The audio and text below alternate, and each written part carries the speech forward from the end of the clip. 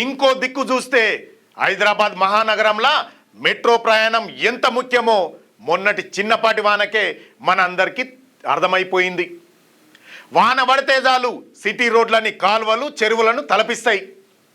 IT కారిడార్లలో ఉన్న hitech city car నుంచి Miyapur LB Nagar దాకా ఏడ చూసినా కిలోమీటర్ల కొద్దీ ట్రాఫిక్ జాములు తప్పలేవు మనకి.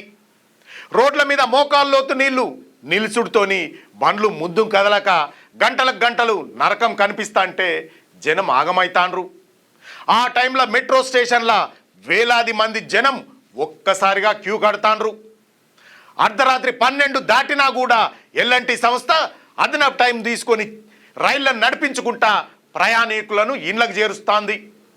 గిసొంటి ప్రయాణ భద్రతను అందిస్తున్న మెట్రో రేపొద్దున ఏదైనా కారణం చెప్పి చేతులెత్తేస్తే నగర ప్రజల పరిస్థితిని దలుచుకుంటేనే భయమైతాంది.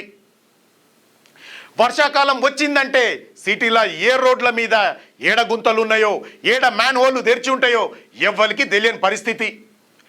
ట్రాఫిక్ పోలీసులు అసలు పని పక్కన పెట్టి సిగ్నల్లకు దూరంగా చెట్ల కింద బండ్లకు చలాన్ కొట్టే పనులల్లా బిజీగా ఉంటారని విమర్శలు కూడా పబ్లిక్ నుంచి వస్తున్నాయి.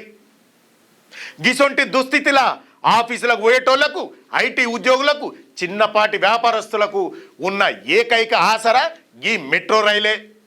ఇక నష్టాలు భరించలేక ఎల్ఎన్టీ సంస్థ ఏ క్షణమైనా సర్వీసులు బంద్ చేస్తే లక్షలాది మంది జనం నడి రోడ్ల మీద పడే ప్రమాదం స్పష్టంగా కనిపిస్తోంది.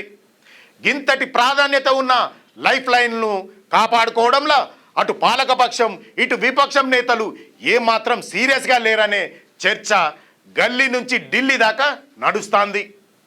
ఎంతసేపు ఒకరి మీద ఒకరు దుమ్ము పోసుకున్నతోనే సరిపోతోంది.